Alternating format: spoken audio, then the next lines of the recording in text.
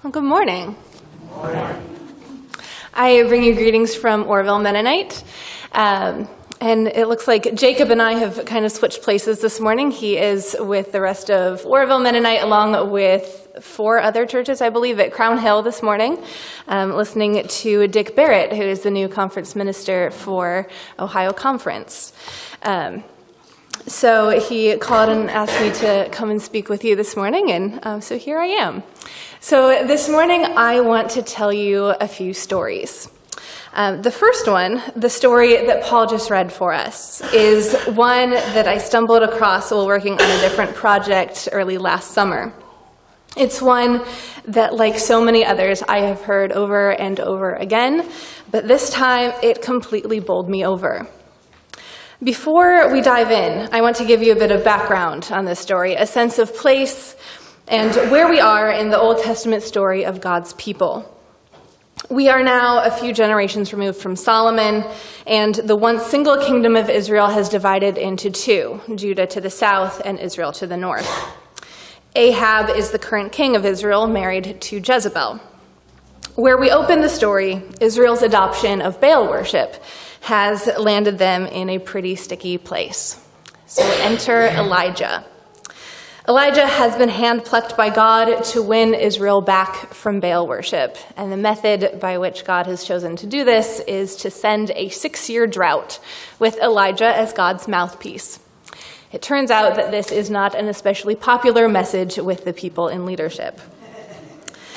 In the chapter prior to today's reading, Elijah has challenged the prophets of Baal to a duel of sorts. The God that can set a sacrifice on fire first wins. To prove his point as clearly as possible, Elijah douses his sacrifice with buckets and buckets of water, and God delivers. The God of Israel sets soaking wet meat and rock on fire while Elijah stands openly mocking his opposition. The people of Israel see this and fall on their faces, proclaiming Yahweh as the God of Israel, and the people then slaughter hundreds of Baal's prophets. God gives Elijah the strength to run into town ahead of Ahab, who is on horseback, but not before hurling one final insult at him. Pull yourself together. And then it begins to rain. And this is where the movie ends, right? Our hero arrives in town, soaking wet from the rain, met with the cheers of the people. And roll credits, right? Except Elijah arrives in Jezreel not triumphant, but despondent. Ahab and Jezebel are incensed that they have been made fools of. Jezebel goes so far as to threaten Elijah's life, and he is terrified. Any one of us would be. And so he runs away. He isn't running because God has instructed him to do so or has told him what to do next. He's running because he's scared and he doesn't know what to do. So he runs away to hide. He even begs God to let him die because he's had enough. He feels like he's been a complete and utter failure despite heaps of evidence to the contrary. He leaves his assistant in town, intent on making this next journey alone, because he feels like he already is alone. He doesn't even have a set destination in mind, just away from Ahab and Jezebel and anyone else who might be ready to kill him. But a messenger of God comes to Elijah and feeds him and sustains him for the next 40 days and 120 miles. Elijah may not know where he's going, but God does. Get up, the messenger tells him. Eat something, because you have a difficult road ahead of you. Elijah finally lands at Mount Horeb, which we also know as Sinai, the mountain of God. God sees Elijah there and asks him the same question that any of us would ask. What are you doing here? Elijah responds that he's tried his best and it hasn't been enough, and he feels like he's been left all alone. There's a whole bit here with wind and an earthquake and fire, things that, like God, can be felt and observed, but not formed or contained. But God is not in any of these things. And then a sound, thin quiet. God. Where Baal has been the god of thunder and storms, the God of Israel is revealed in silence. God asks the same question again. What are you doing here? Elijah answers the question the same way as before, and God, who has sustained Elijah through the wilderness, neither rebukes him, nor releases him from the ministry which has been given to him. God instead sends him home with encouragement that he is not alone, and provides instructions about what comes next. These instructions are not a clear outline of what exactly it is that's coming next, but rather how to prepare to meet it. So Elijah goes and does what the Lord instructs him to do. So I'm going to let you sit with that story for just a minute while I tell you part of a different one, how I ended up here. I think I was drawn to the story this time around because I saw a bit of myself in Elijah. And I recognize that I'm not the only one that has felt this way. I suspect I'm not even the only one in this room. I also recognize the grace and gentleness with which God responded to Elijah, because the same has been shown to me. So this past fall, I started classes online through Anabaptist Mennonite Biblical Seminary. The plan, as far as I know it, is to complete a graduate certificate in theology, and I will take a class or two every semester until that's complete. And after that, I have no idea. Maybe a master's degree of some kind, perhaps not. I am both terrified of what's to come and also more excited for it than I can say. The getting here, though, that has taken some doing. It's been just over 10 years now since I first got the nudge. Take some seminary classes, they said. It'll be fun, they said. Deb Hurst, then the director at Camp Les, gave me that suggestion first. I laughed at her. Seriously, though, was her response. Think about it. I didn't. I was going into my junior year of college, and I was going to be a history teacher. So I was sent by Orville Mennonite Church as a delegate to the Mennonite Church USA Convention in Columbus in 2009, to Pittsburgh in 2011, to Phoenix in 2013, to Kansas City in 2015, to Orlando in 2017, and to almost every Ohio Conference annual assembly since I've been eligible to do so. Almost every time I came away with encouragements to pursue ministry or a seminary education. My table group leader in Phoenix, a pastor from Heston, Kansas, pulled me aside as we were getting ready to leave after the last session. He looked me square in the eye and said, "You're going to be a pastor." "No, I'm not," I replied, laughing. His face didn't change. "Just consider it," he told me before I left. My response to these words was similar to that of Elijah after the event at Mount Carmel: to run away. I have my fair share of excuses as for why I am not cut out for this work. I am too this or not enough that, and with a nearly crippling sense of self-doubt besides. I hadn't even started, and yet I knew that I was certain to fail, so I deemed it best to not even try.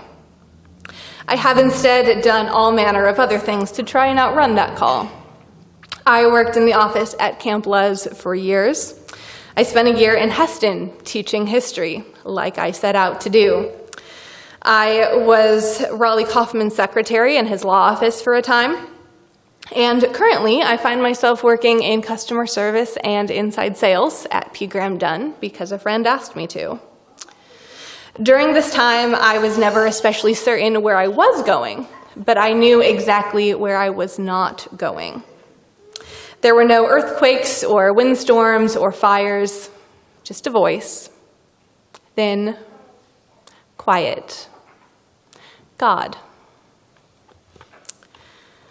Over and over again, what are you doing here? I was neither rebuked for wandering off in the opposite direction of my call, nor was I released from it. The seed that Deb had planted years prior was always there lurking. The call to work in or with or for the church never went away, and during this time, I consistently found myself in relationship with people and being handed opportunities that led me ever closer to getting there. Messengers, nourishing and sustaining in the wilderness. It happened so gradually I didn't even notice, but it turns out, over the space of the past 10 years or so, I have fallen head over heels in love with the church. So, last fall, in a tentative first step, I took one online class at AMBS, just to see if I could hang, is what I said. I hated it, and I loved it, and I found myself on the other side wanting more. As for Elijah, he probably wasn't meant to land at Horeb. We aren't given a clear picture as to what it is that Elijah should have been doing post-victory at Carmel, but it's very likely not hiding out in a cave in the desert. But God finds Elijah there anyway. God has more that Elijah needs to say and more work for Elijah to do. God is not letting Elijah off the hook. Nor, it seems, is God letting me off the hook. In November, I had the great pleasure and privilege of attending the MCUSA Women Doing Theology Conference in Elkhart.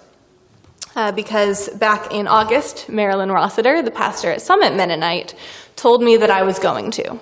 She didn't ask me if I wanted to go, she just told me that I was going.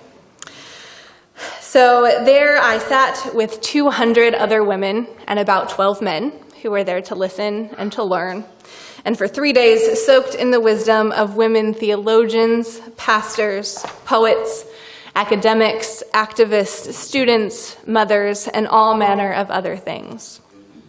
We heard from Dr. Melinda Berry, a professor at AMBS, on that Thursday evening, and the very first thing that she made sure we knew was this: you belong here. You matter.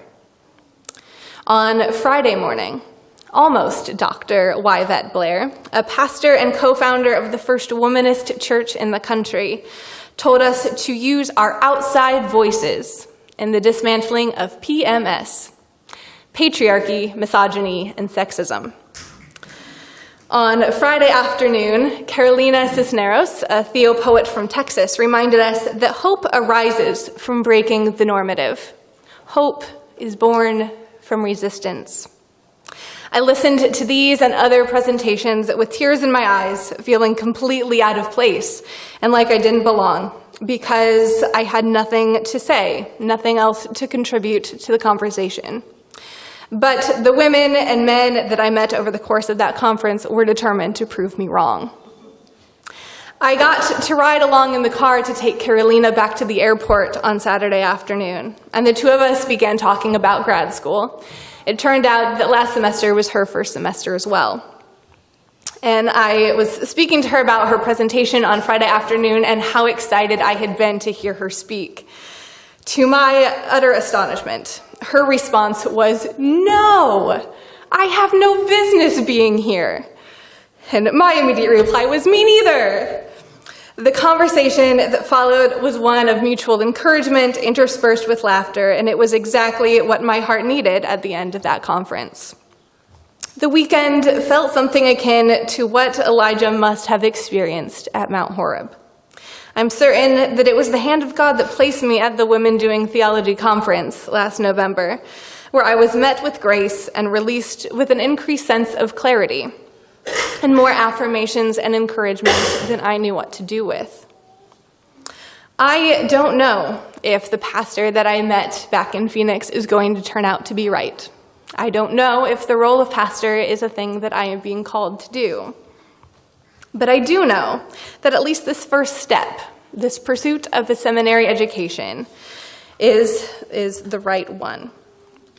After wandering through the desert for 40 days, having been fed and nourished and sustained, Elijah winds up sheltering at a cave at Mount Horeb, feeling a bit like a failure, lost and alone and directionless.